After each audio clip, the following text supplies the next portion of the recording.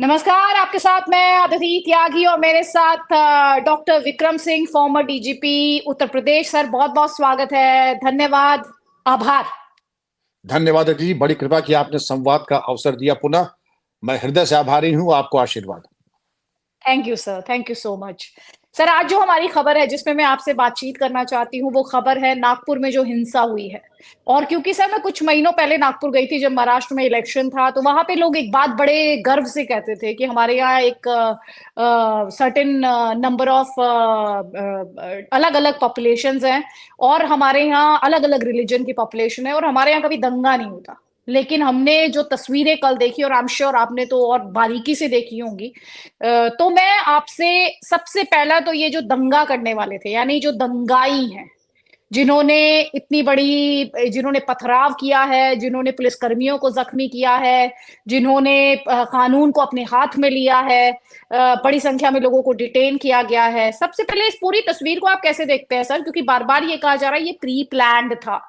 क्योंकि ये जो प्रोटेस्ट हुआ, जिस प्रोटेस्ट में ये आरोप लगे कि मुस्लिम समाज से जुड़ी हुई एक रिलीजियस सिग्निफिकेंस की बात को जलाया गया है चादर पर। ये प्रोटेस्ट जो हुआ 11:30 बजे हुआ। ये अफवाह फैलाई गई कि ऐसा कुछ हुआ है। ऐसा हुआ नहीं, क्योंकि जो सीएम देवेंद्र फडणवीस हैं वो ये कह रहे हैं कि ये अफवाह फैलाई गई थी। तो सबसे पहले जो ओवरऑल तस्वीर है उस पर मैं आपकी प्रतिक्रिया चाह रही हूँ। अदिति जी, मैं बहुत प्रसन्न हूं कि आपने वो प्रश्न किया जो कोई प्रश्न कर नहीं रहा। वो कह रहा नागपुर में ये हो गया। नागपुर में अगर हो गया, आप चार पिक्चरें अपने सामने लगा लें। एक नागपुर, दूसरी मऊ, तीसरी संभल और चौथी दिल्ली दंगा। आपको ऐसी भयावह समानताएं दिखाई पड़ेंगी, रिजम्बलेंस मिलेंगे कि आप स्वयं चौंक जाएंगे। आपको लगता है जैसे छुई मुई है। हम बिल्कुल छेड़ने के लिए तैयार बैठे हैं, बस मौका मिला। और आपने तो बिल्कुल अपने मौके, आपने अपने प्रारंभिक संबोधन में कहा कि एक चादर का इस्तेमाल किया गया। कदाचित यह भी आरोप था कि धार्मिक पुस्तक को भी जलाया गया उस पुतले के साथ। वीएचपी और बजरंग दल, मैं खुल के बताऊंगा आपको कि आरोप था कि वीएचपी बजरंग दल ने एक धार्मिक पुस्तक, जो कि अफवाह थी, पुलिस ने इसका खंडन किया, ऐसा कुछ नहीं हुआ था। एक चादर, उसको जलाया। अब इसको लेकर के जो दंगा हुआ, दंगा होता है जैसे हम आप बैठे हैं। मेरे पास तो कोई न चाकू है, न कोई पत्थर है, न पेट्रोल बम है। लेकिन अगर मैं एकदम से आपके ऊपर चाकू, पेट्रोल बम और पत्थरों से हमला कर दूं, मिर्च और बालू मिला के कर लूं, तो इसका मतलब आप तो पहले से ही तैयार बैठे थे श्रीमान जी कि आप दंगा करेंगे। और अगर ये दंगा दिल्ली में भी ऐसे ही हुआ, ये आपका नासिर हुसैन के घर से क्या चीज मिली थी? यही गुलेल, ये पेट्रोल बम, बालू और खौलता हुआ पानी। मऊ में क्या मिला? यही चीज मिली, नुकीले पत्थर, खौलता हुआ पानी, मिर्ची और बालू मिला हुआ। आपने संभल में क्या देखा? कोर्ट की कमीशन को आके करना था और भीड़ चेहरे पे ढाटा बांध करके, हथियार लेकर के, पत्थर ट्रॉलियों में लेकर के, और ट्रैक सूट में और जॉगिंग शूज पहन करके आए और अपना मुंह छुपा करके, जिससे कि टीयर गैस का उसमें इंपैक्ट न पड़े और शिनाख्त न होने पाए। तो ये अकस्मात नहीं हुआ, इत्तेफाकन नहीं हुआ, और केवल इंसिडेंटल या एक्सीडेंटली नहीं हुआ। सुनियोजित तरीके से दंगे का रॉ मटेरियल तैयार हुआ था। और आप देख लें दंगे का कारण क्या है। औरंगजेब की कब्र हटाने की बात की, हम इसकी मेरिट में ना जाएं। कब्र हटनी चाहिए, नहीं हटनी चाहिए, मेरा अपना भी मत है। कब्र किसी की भी हो, नहीं हटनी चाहिए, किसी की भी हो, क्योंकि show some respect for the dead. और ये बात चीज है, ये निर्णय। लेकिन एक आतताई और सबसे क्रूर बादशाह, भारत का नहीं विश्व का क्रूरतम बादशाह, उसके बाद जाकर के फातिहा पढ़ना, ये चिढ़ाने वाली बात है। उसको रहमतुल्लाह कहना, ये चिढ़ाने वाली बातें हैं। तो ये चीजें अकस्मात नहीं। ये तो जैसे पानी का टेम्परेचर होता है, आप नल खोलती हैं, पहले ठंडा पानी आता है गीजर का, फिर गुनगुना आता है, फिर खौलता हुआ। अब इसको कहते हैं communal flash point. Communal flash point तैयार था, साजो सामान तैयार था, मौका मिल गया वीएचपी और बजरंग दल के इस एजिटेशन को लेकर के। और फिर जो जम के बवाल हुआ, 2 जेसीबी, प्राइवेट गाड़ियां, राजकीय संपत्ति, घरों पर पथराव, और जिस तरीके की तैयारी से आए कि पत्थरों की तो भरमार। हमारे 2 शूरवीर पुलिस अधिकारी, डीसीपी अर्चित चंडक, इनको पैर में चोट आई है। उन्होंने कहा कि गलतफहमी फैलाई गई। डीसीपी निकेतन कदम, इनके ऊपर गड़ासे से हमला हुआ। लेकिन मैं तो सलाम करूंगा इन पुलिस अफसरों को, आईपीएस अफसरों को, कि उन्होंने धैर्य नहीं खोया। वरना जो मैंने अपने करियर में देखा है कि आप कोशिश करके देख लीजिए कि जिस वक्त आप पैर में पत्थर निकालेंगे या जेब से निकालेंगे या आपने अगर हथियार लिया, वहीं का वहीं निष्क्रिय कर दिए जाएंगे। You will be neutralise then and there. इतना मौका नहीं दिया जाएगा कि आप पत्थर चलाने का सुख आपको प्राप्त हो या गनासा चलाने का।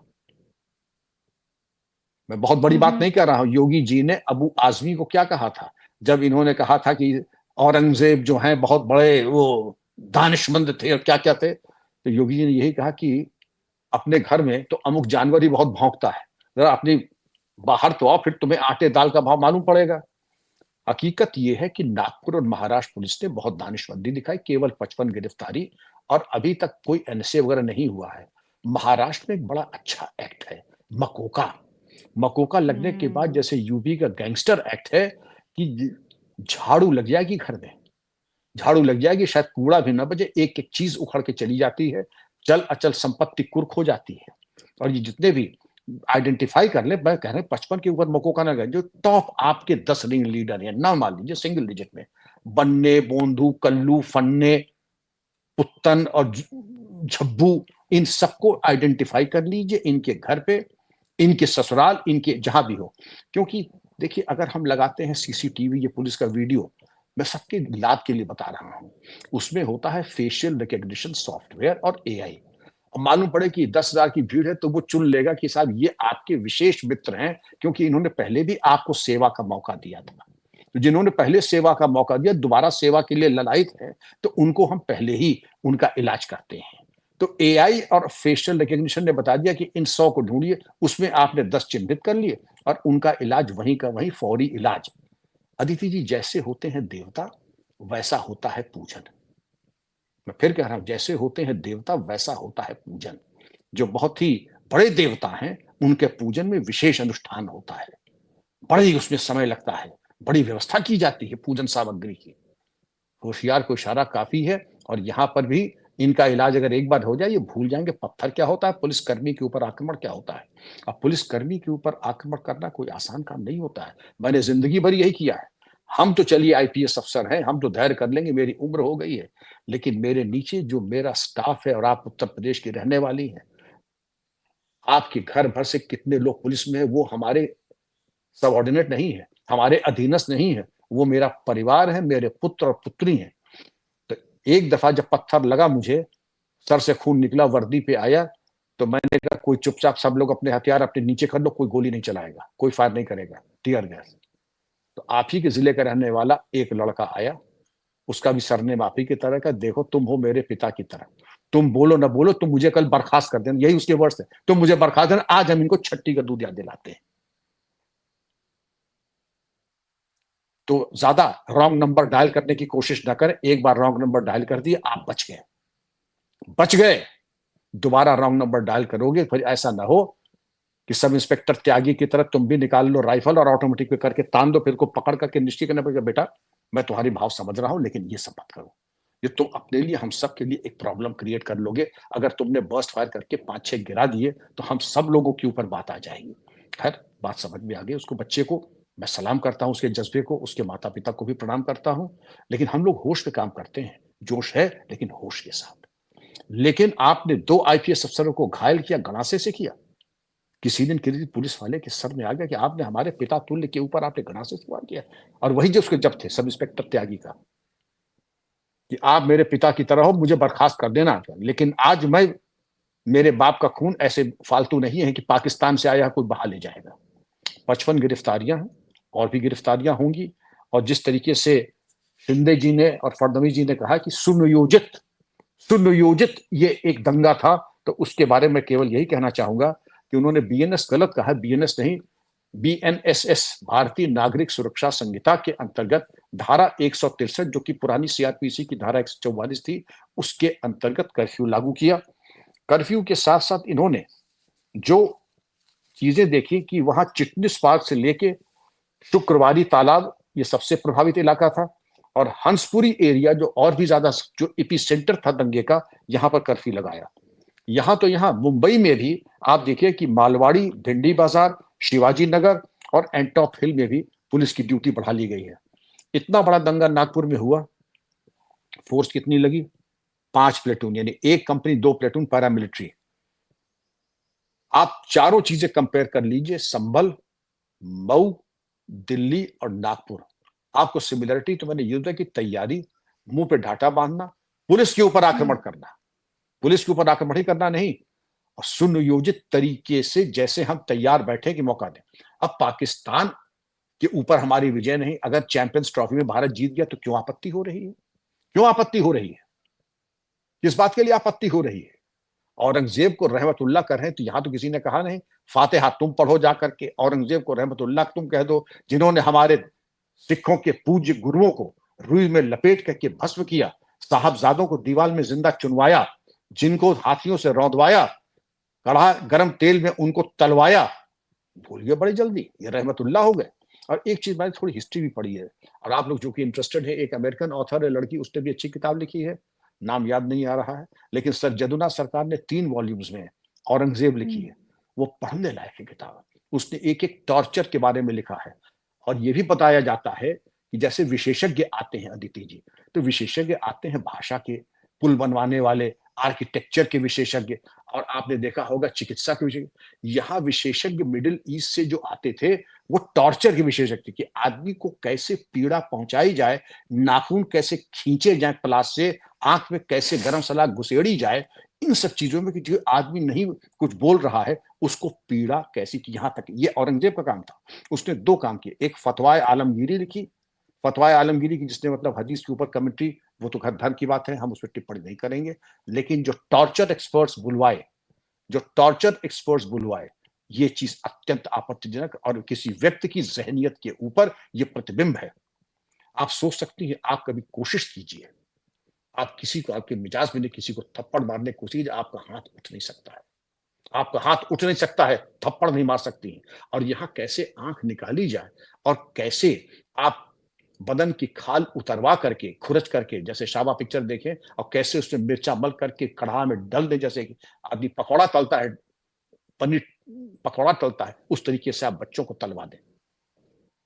आप बात करते हैं कि या उसमें फातिहा पढ़ा जाएगा, कि वो बहुत बड़ा समाज सेवक था, ये तो खैर दीगर बात है। और एक उसमें सर जदुना सरकार की किताब इतनी बढ़िया, अगर आपको शौक हो उसकी, By the very theory of its origin, the Islamic State is a theocracy wherein the true king is God and the earthly king is merely his shadow. जैसे जिल्ले सुबानी कहते हैं, shadow of God, कि वो अल्लाह का shadow है, साया है, जिल्ले सुबानी। By the very theory of its origin, the Islamic State is a theocracy wherein the true king is God and the earthly king, yani Aurangzeb, is a shadow, जिल्ले सुबानी। And in such a state, to be a non-believer, यानी जो अल्लाह को नहीं मानता है, is no better than to compound with treason, यानी वो देशद्रोही है अगर अल्लाह को नहीं मानता है। तो जब आपने शुरुआती कर दी कि जो अल्लाह को न मानने वाले हैं वो सब देशद्रोही हैं, और उसी तरह से आपने जजिया लगाया, उसी तरीके से आपने पूजा स्थल, जो भारत के मस्तक का गौरव था, चुन चुन करके आपने उसको कुचलने की कोशिश की। तो अदिति जी, इसके ऊपर आप रहमतुल्लाह और उनकी प्रशंसा करें और फातिहा पढ़े जाकर के, जाहिर है कि आप कोई कहीं पे निगाहें और कहीं पे निशाना था।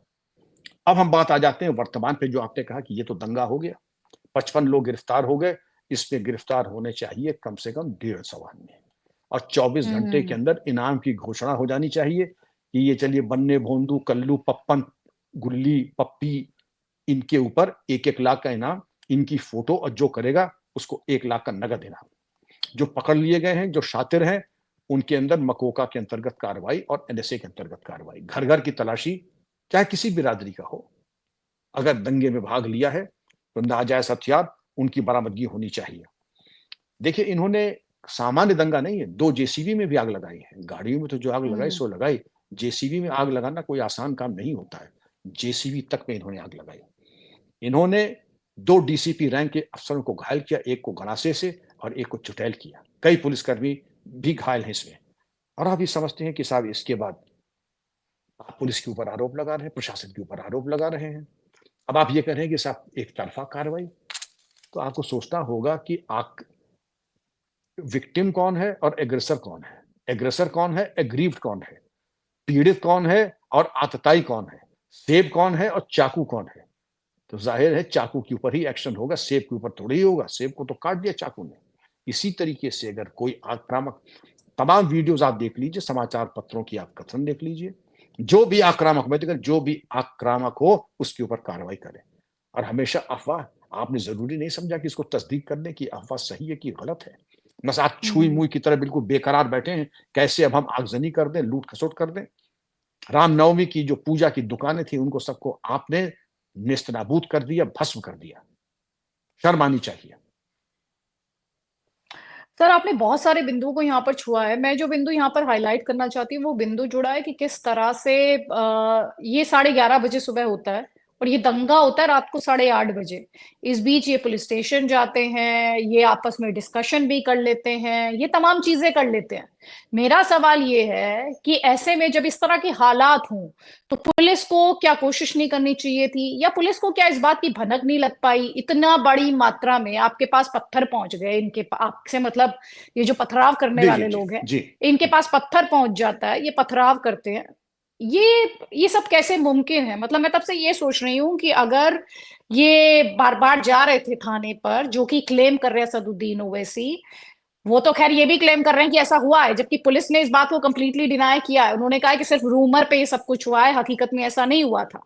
बहरहाल, ये सब कुछ हो जाता है और पुलिस रिएक्ट करती है बावजूद इसके। क्या ये जो सिचुएशन थी, इसको एवर्ट नहीं किया जा सकता था? इसको इसको टाला नहीं जा सकता था? मैं ये जानना और समझना चाह रही हूँ। आपका सारगर्भित प्रश्न हमें ऐसा लगता है कि आप किसी बड़े अनुभवी पुलिस अधिकारी से या आईएएस अफसर से या दोनों से मिल करके आई, क्योंकि ये सवाल वही कर सकता है जो जुडिशियल इंक्वायरी वगैरह जिसने फेस किया है, वही ये सवाल कर सकता। सामान्य जर्नलिस्ट के बस की ये बात सवाल करना नहीं है। इसको हम कहते हैं कम्युनल थ्रेशहोल्ड। एक होता है ज्वलनशील, पानी 100 डिग्री पे खौलता है, लेकिन पेट्रोल जरा सी उसको मौका मिला तो भस्म हो जाता है। एक अच्छा पुलिस अधिकारी, प्रशासनिक अधिकारी कम्युनल थ्रेशोल्ड को देखता है कि अब मामला बिल्कुल ज्वलनशील हो चुका है। उस वक्त कहते हैं कि अब 144 नहीं, लगा दीजिए कर्फ्यू, जगह जगह छतों हम्म। पे लगा दीजिए पुलिसकर्मी, और लाठी लेकर के, तेल पी हुई लाठी लगा दीजिए कि जिसने अगर जो है दुस्साहस किया। तो हमारे यहाँ तकिया कलाम है, जब से पुलिस एक्ट बना तब से हंगामाए हम्म। गिरफ्तारी में मुनासिब चोट पहुंचा के गिरफ्तार किया गया, दस्तयाब किया गया। ये जो शब्द हम्म। मुनासिब है ना, इसमें होता है कि शब्द मैंने आपको गिरफ्तार किया और दूसरा मुनासिब जाता दूसरे टीम के मार मार के मुलम्मा भरता, जैसे बैगन का बनता है। तो एक दफा जब आपने देखा कि जहां की आप रहने वाली हैं, वहां पर और 5-6 जिले आसपास के हंगामाए गिरफ्तारी में जब मुनासिब चोट पहुंचाई जाती है, तो लोग अपने नाती पोतों को बताते हैं कि पुलिस ने तो वो जुल्म किया हमारे ऊपर कि जनरल डायर को मात कर दिया। हम्म। ये हम्म। पुलिस सेवा समिति नहीं है, पुलिस सेवा समिति नहीं है। जैसे होंगे देवता वैसा होगा पूजन। जितने बड़े देवता होंगे उतना ही पूजन सामग्री ज्यादा लगेगी, उतना ही पूजन उतना और व्यापक होगा। लेकिन एक बार पुलिस ने जिसका पूजन कर दिया, फिर वो दोबारा दंगा फसाद करने योग्य नहीं रहता है। और उसके कई प्रसाद होते हैं। पहला प्रसाद ये होता है कि हंगामाए गिरफ्तारी में मुनासिब चोट पहुंचा करके उसके बाद चल अचल संपत्ति कुर्क हो जाती है। वही जो धोबी का कुत्ता, न घर का न घाट का। आप चले थे दुनिया को जीतने के लिए या हम्म। एक मिसाल कायम करने, और पुलिस वालों ने आपकी ऐसी सेवा कर दी कि फटे हाल। आप अगर यूट्यूब पर जाएं तो आप यूपी की एक दो क्लिप मिलेंगी।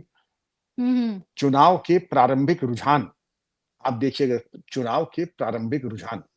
तो एक एक क्लिप उसमें दिखाई गई थी कि कुछ लोग थाने के अंदर जा रहे हैं, जब बाहर निकल रहे हैं तो उनको एक तरीके से, मतलब कुछ उनकी सेवा कुछ या तो कुछ ज्यादा हो गई थी, तो कुछ लगड़ाते हुए कुछ सहारा लेकर के निकल रहे हैं।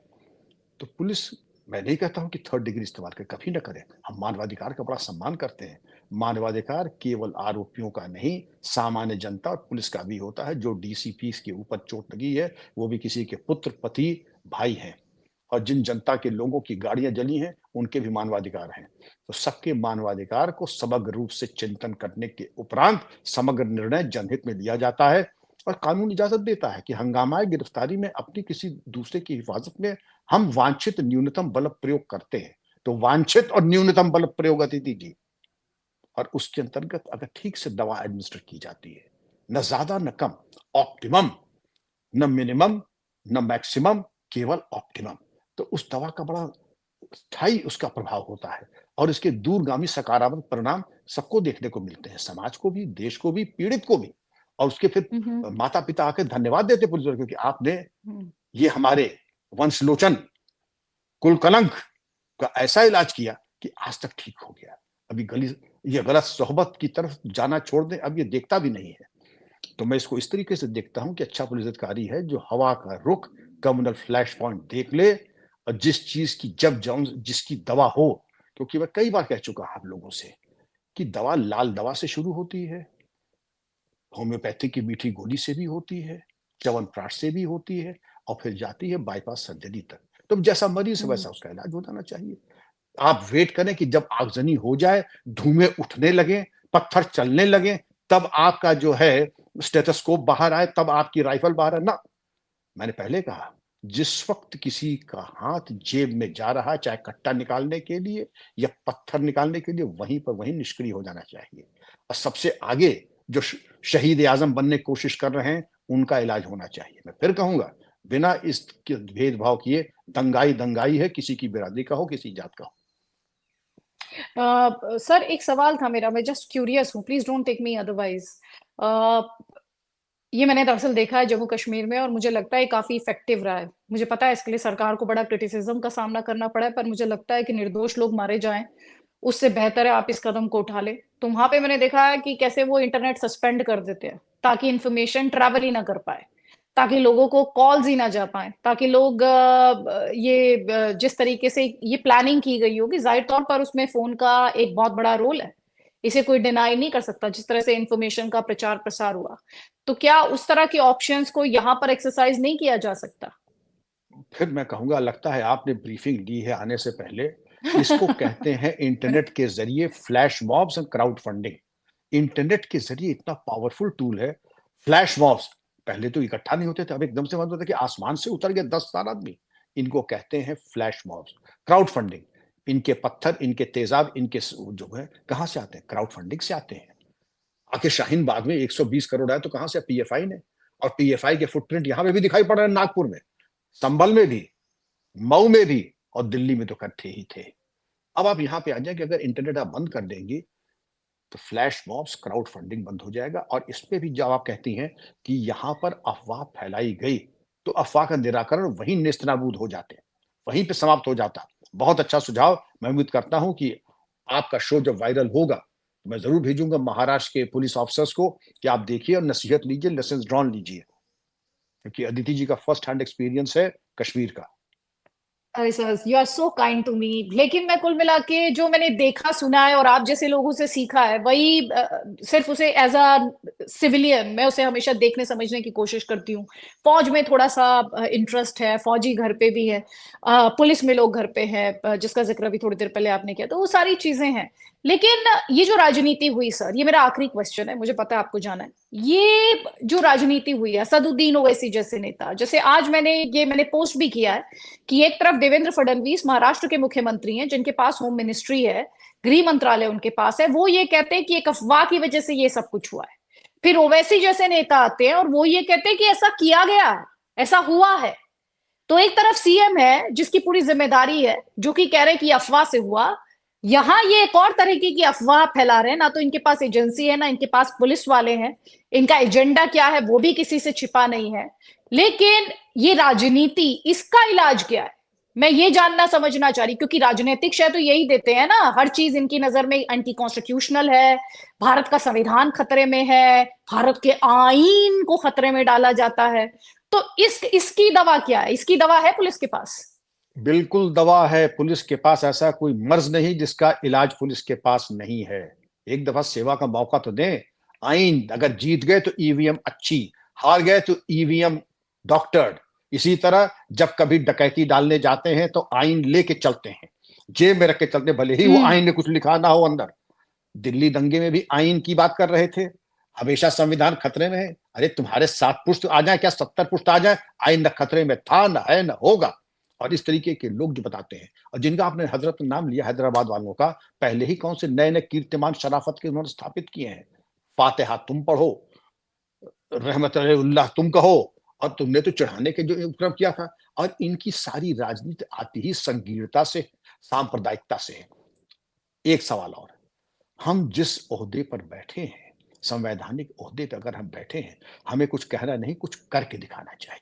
बल्कि दावा ये होना चाहिए कि तुम आकर के दिखाओ, जैसा योगी जी ने कहा, तुम्हें आटे-दाल का भाव मालूम पड़ जाएगा। अपनी माद में कहना नहीं चाहता हूँ, वो भी शेर अपने को समझता है, लेकिन ज़रा निकल के तो आओ, तो मालूम पड़ जाएगा आटे-दाल का भाव। और जो संवैधानिक है, आज भी हो सकता है, कुछ बिगड़ा नहीं है।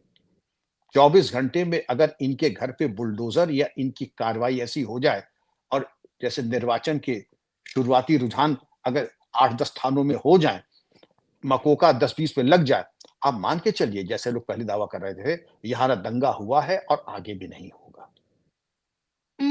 और ऐसे नेताओं का कोई इलाज नहीं है, जो इस तरह की खबरें फैलाते हैं? क्योंकि आप उनका रिएक्शन देखेंगे ना सर, मैं क्यों बार-बार इस बात को उठा रही हूँ। वो कह रहे हैं इनके बयान देखिए, सीएम का बयान देखिए, मंत्रियों का बयान देखिए, एक तरह का जस्टिफिकेशन है। जैसे कि किसी का भी बयान मुझे इस बात का लाइसेंस दे देता है कि मैं जाके कानून व्यवस्था को अपने हाथ में ले लूं, जाके पुलिस वाले को पत्थर मारने लगूं, जाके किसी की गर्दन पकड़ लूं, जाके तमंचा लेने लगूं। इसका तो कोई जस्टिफिकेशन नहीं है ना कानून की किताब में। कोई जस्टिफिकेशन नहीं है। कानून कानून रहेगा, बयान कोई भी देता है, आप जाके एफआईआर लिखाइए। कानून अपने हाथ में लेना, लोगों को भड़काना और लोगों को करना। इसके पहले भी ऐसे लोग थे, लेकिन उनका होता ये था कि जैसे मसलन कोई दिल्ली का रहने वाला है, आप हम्म उसको जाके कोयम्बटूर में नज़रबंद कर दीजिए 7-8 साल, या अगर कोयम्बटूर का है तो उसको कश्मीर भेज दीजिए, आसाम भेज दीजिए, अच्छे-अच्छे ठीक हो गए कि नहीं हो गए? तो शासन को, सरकार को चुनौती देने की ज़हमत ना करें, सरकार अपने पे आ जाए, तो आप अपने नाम की स्पेलिंग भूल जाएँगे। Hmm thank you sir, thank you so much. वैसे जिनकी हम बात कर रहे हैं उनका इतिहास ही बहुत कुछ कहता है, जिसका जिक्र हाँ, आपने भी 3 किया। पुश्त 3 पुश्त उनके। रज़ाकार से लेकर के अगर आप देख लें, उन्होंने तब कौन से कद्दू में तीर चला दिए थे, सिवाय राष्ट्र विरोधी गतिविधियाँ करने के। नाम हम ना लें, लेकिन सारे देश जानता है, सारी दुनिया जानती है। बिल्कुल। और ये 15 मिनट में पुलिस हटाने की बात इनके भाई करते हैं, फिर 15 सेकेंड, 15 मिनट और पता नहीं क्या क्या वो डिबेट होती है उसके ऊपर। तो ये तो सोचे हम ऐसे मेंबर्स ऑफ पार्लियामेंट को चुन कर भेज रहे हैं, तो ये हमारे बारे में, मैं सिर्फ नेताओं के बारे में नहीं कहूंगी, अपने बारे में भी कहूंगी, अपने हम बारे जैसे में कहें, वोटर्स जी, के, जी। बिल्कुल, हम जैसे वोटर्स के बारे में भी कहूंगी कि आप अगर चाहते हैं ना क्वालिटी मिले, तो आप भी चॉइसेस जरा क्वालिटी वाली करिए। आप भी क्वालिटी चुनिए ना। आप ये क्यों एक्सपेक्ट करते हैं कि सामने वाला क्वालिटी ही आपको देगा और आप चुन ले कूड़ा? तो जो कूड़ा चुनेंगे तो कूड़ा ही देगा आपको, फिर कंप्लेन क्या करनी है? बिल्कुल सही। हमारे पीछे नेताजी की फ़ोटो लगी है, उन्होंने कहा था, "तुम मुझे खून दो, मैं तुम्हें आज़ादी दूँगा।" आज का नेता कहता है, "तुम मुझे वोट दो, खून तो मैं ले ही लूँगा।" तो इससे जनता को बचना चाहिए, इस तरीके के थर्ड क्लास नेताओं से। नेता नहीं, इस तरह के छद्म नेताओं को, जो कि दरअसल अंदर से अपराधी हैं। बिल्कुल sir. Thank you so much sir, आपने इतने सारे इंसाइट्स दिए और इस पर क्लैरिटी दी। और मैं ये जो सिविलियंस देख रहे हैं, खासतौर पर जो लड़के देख रहे हैं, आपने संभल की बात भी मैं सर को लेकर आई थी, तब भी सर ने ये कहा था कि नेताओं की बातों में मत आओ, जिंदगी तुम्हारी बर्बाद हो जाएगी, सपने तुम्हारे टूट जाएंगे, परिवार तुम्हारा बेशक, बर्बाद होगा। नेताजी तो सत्ता का मजा लेंगे। तो प्लीज बेशक। ऐसी कोई गलती मत करिए। और सर ने अभी बहुत अहम बिंदु हाईलाइट किया कि शिकायत आपकी कोई भी हो, आप जाइए, कानून में 50 प्रावधान है, उन कानून में उन प्रावधानों का इस्तेमाल कीजिए और अपने लिए जस्टिस लीजिए। लेकिन वायलेंस करना, पत्थर उठाना, बंदूक चला देना, लोगों को मारना, पुलिस वालों को जख्मी कर देना, ये सोल्यूशन नहीं है, हल नहीं है। ये सिर्फ आपकी प्रॉब्लम्स में और इजाफा करेगा।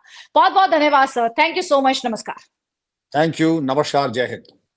जय हिंद सर।